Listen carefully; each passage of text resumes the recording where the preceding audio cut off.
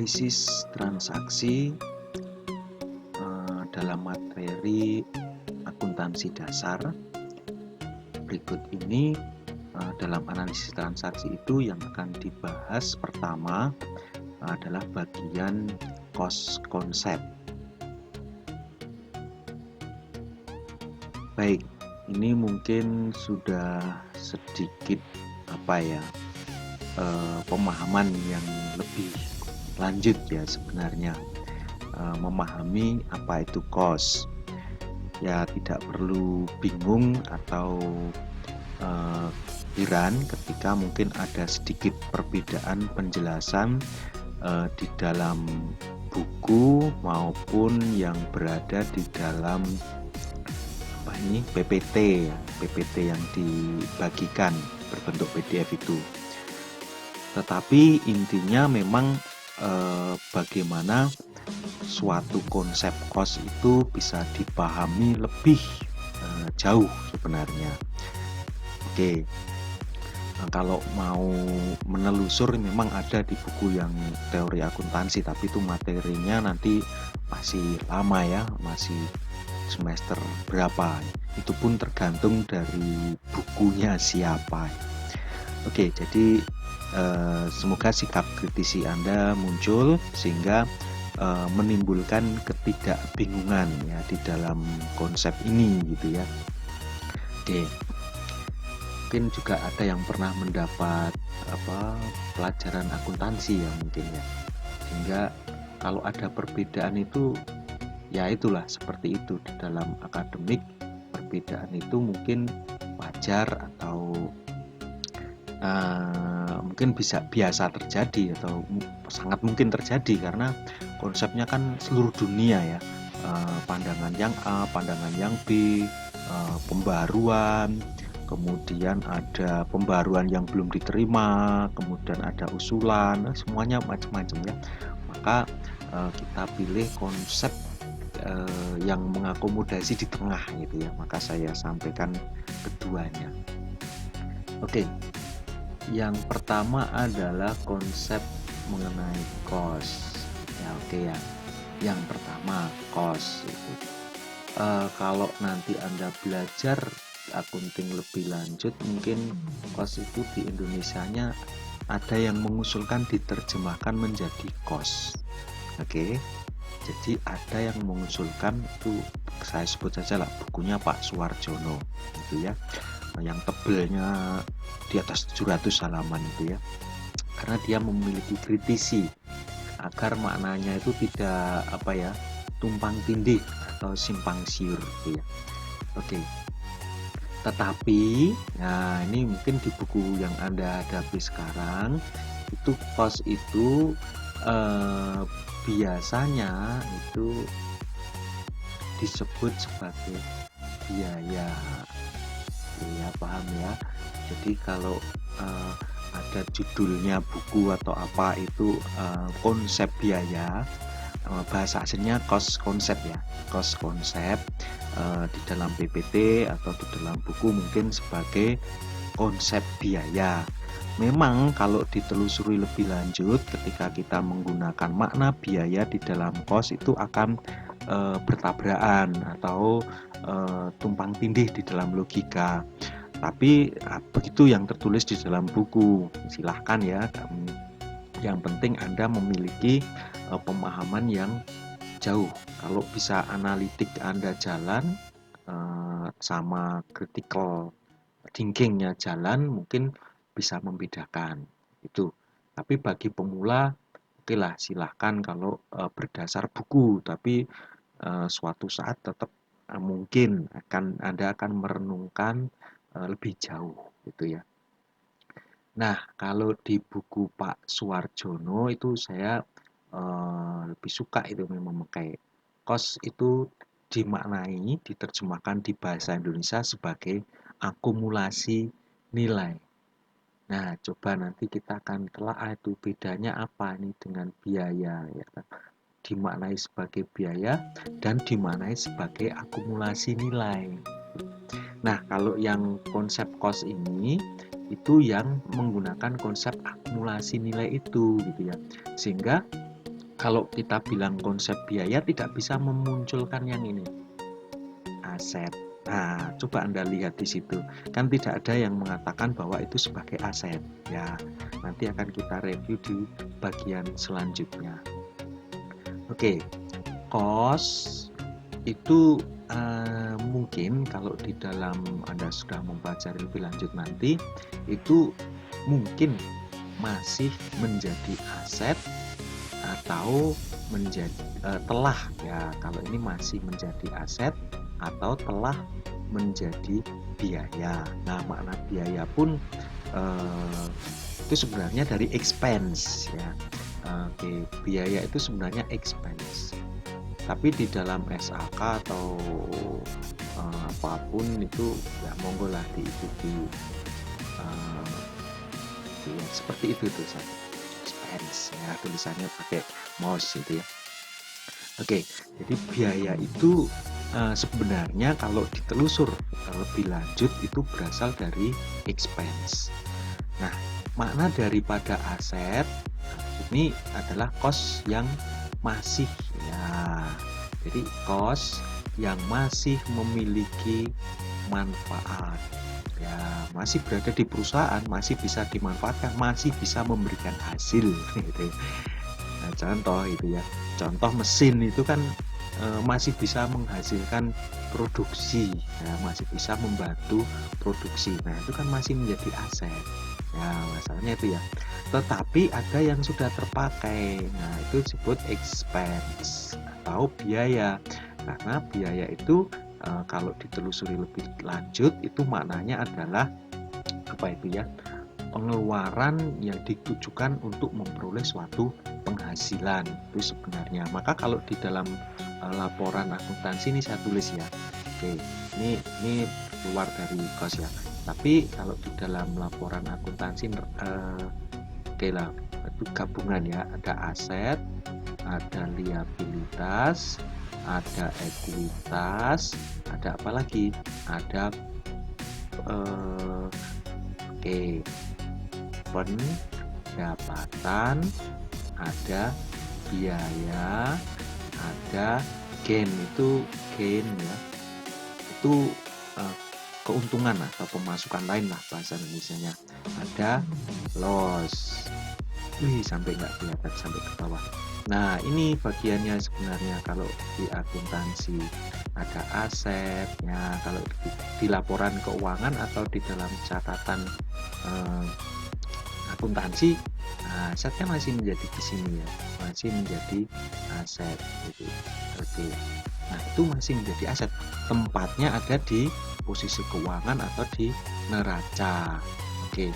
Nah, kalau biaya itu sebenarnya yang mana? Yang ini. Nah, ini bukan cost, tetapi sebenarnya itu expense. Nah, atau cost yang sudah terpakai, yang sudah memberi manfaat, bahkan mungkin ya kalau barang itu sudah dijual kan berarti sudah memberikan manfaat ya. Misalnya ketika barang itu jadi diproduksi atau mungkin barang dagangan itu kan menjadi persediaan kan. Ya, persediaan itu tempatnya di mana gitu. Persediaan itu bisa persediaan barang dagang, bisa persediaan barang jadi ya. Nah, itu tempatnya di mana? Coba Anda lihat di laporan keuangan. Nah, ada di aset kan? Nah, ada di posisi keuangan itu. Nah, itu ya. Nah, seperti itu. Nah, sama ini barang jadi juga sama. Tapi ketika sudah dijual maka menjadi harga pokok kan. Ya, harga pokok penjualan atau HPP. Oke, harga pokok penjualan masuknya di mana? Masuknya di sini. Di dalam biaya kan. Ya. Nah, itu memang pemahaman lebih lanjut. Saya berharap Anda tidak mengalami kebingungan ya di awal. Oke lah kalau Anda masih mau konsep seperti yang di buku silahkan gitu ya. Nggak masalah gitu ya. Untuk tahap awal sih ya. Nanti lama-lama kan dipahami. Oke.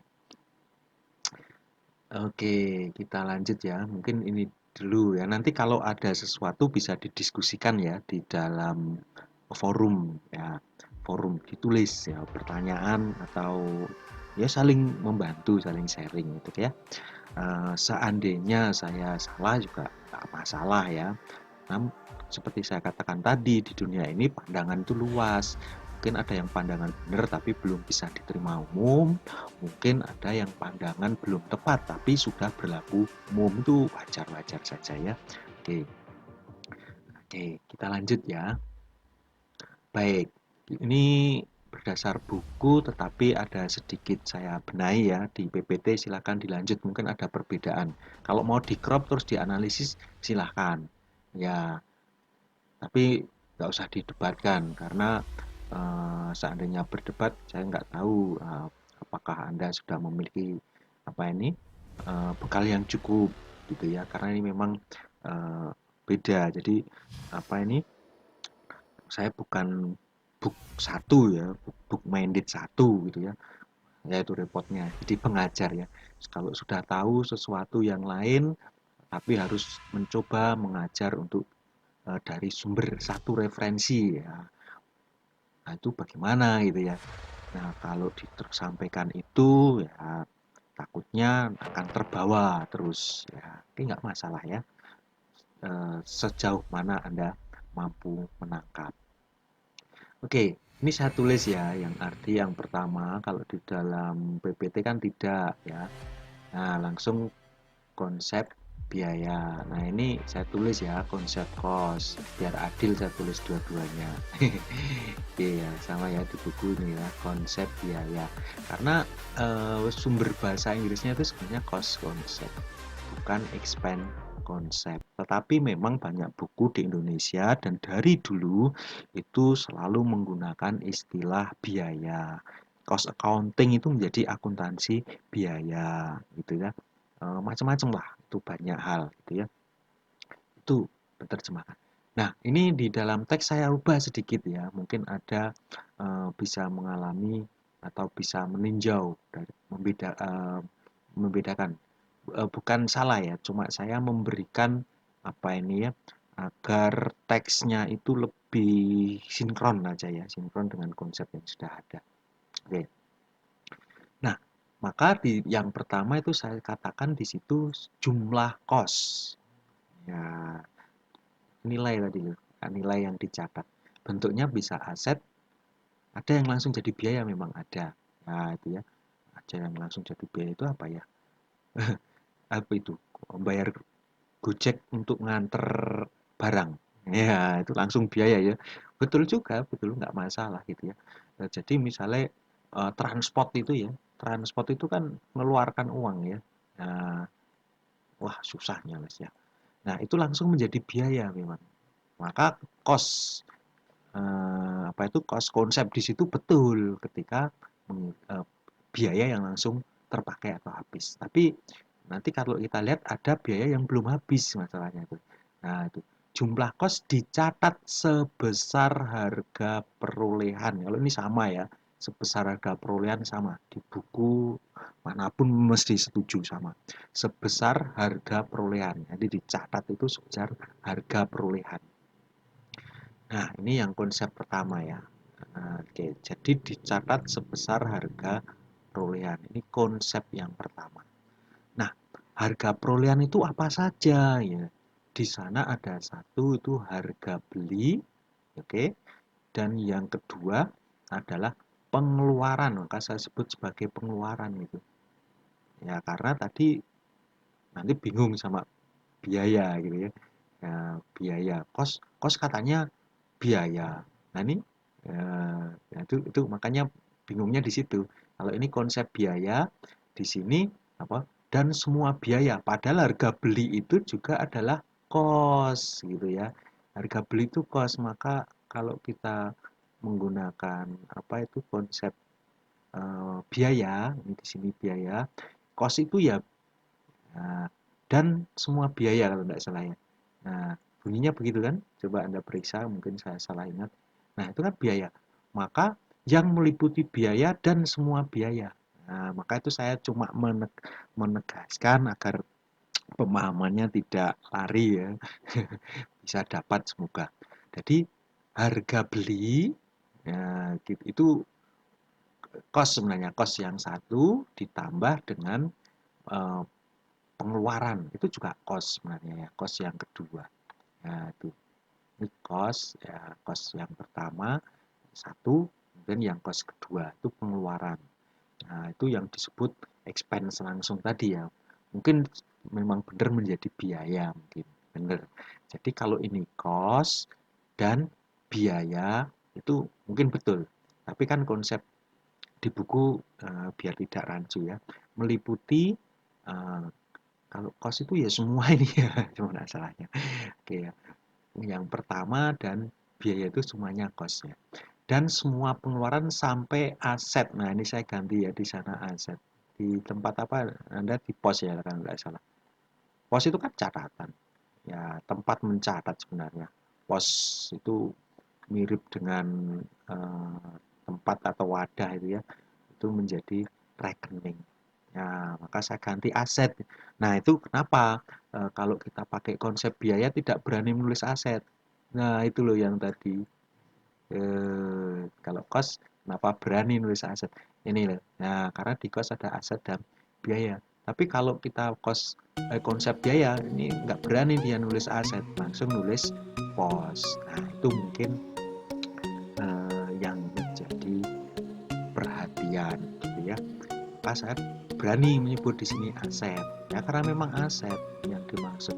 Karena ada harga beli, coba kita kenapa kok saya sebut aset? Karena sampai dengan siap digunakan. Ini kan contohnya apa? Misalnya mesin, ya kan? Mesin itu lebih jelas ya.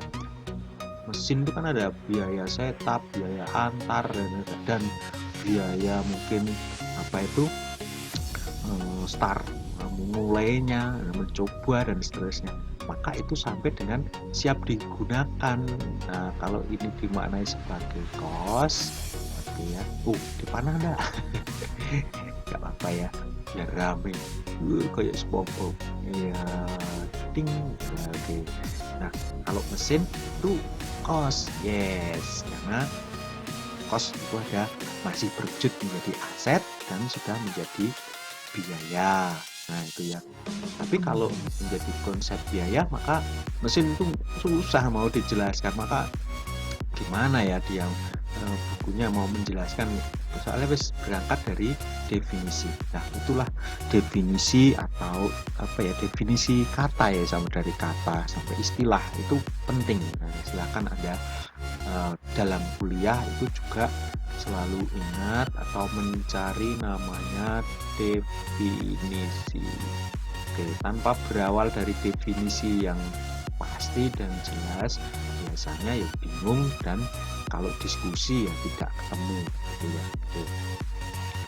Konsep cost akan meliputi dua, yaitu konsep objektivitas dan pengukuran. Ini ada di PPT selanjutnya ya, objektivitas dan pengukuran ya. Mungkin ini mirip ya. Konsep objektivitas, objectivity konsep, yaitu konsep objektivitas dibalik mengharuskan pencatatan pelaporan akuntansi didasarkan pada bukti. Ya, oke. Yang penting berarti setiap catatan di dalam akuntansi itu harus ada bukti. Kalau bintang gimana caranya? Bintang. Ya, ini konsep yang pertama ya. Objektivitas itu adalah membutuhkan bukti ya, gampangnya. Ya, tidak sama dengan ya. Tapi biar objektif itu kan harus ditunjukkan dengan bukti. Nah, maka konsep objektivitas itu sangat terkait erat dengan bukti. Nah, bukti yang mana? Yang objektif. Gitu ya. Kalau ini sama, tidak saya ubah ya. Oke. Kemudian konsep pengukuran. Nah, ini pengukuran ya, diukur. Karena akuntansi kan harus mencatat. Nah, dicatatnya opo kilo. Ukuran itu macam-macam sebenarnya. Ada kilogram, ada jumlah orang gitu ya. Berapa karyawanmu? Jumlah orang kan itu jiwa. Sama mungkin kalau Indonesia rupiah atau nominal. Nah, konsep pengukuran di sini mengharuskan data ekonomi dicatat dalam satuan mata uang tertentu ya sebenarnya, mata uang tertentu ya. Oke. Itu apa contohnya di situ mata uang tertentu itu? Nah, karena kita di Indonesia maka kita memakai rupiah. Nah, itu pengukuran. Oke, sekian dulu sebagai awal untuk memahami analisis transaksi dalam akuntansi keuangan. Oke, terima kasih.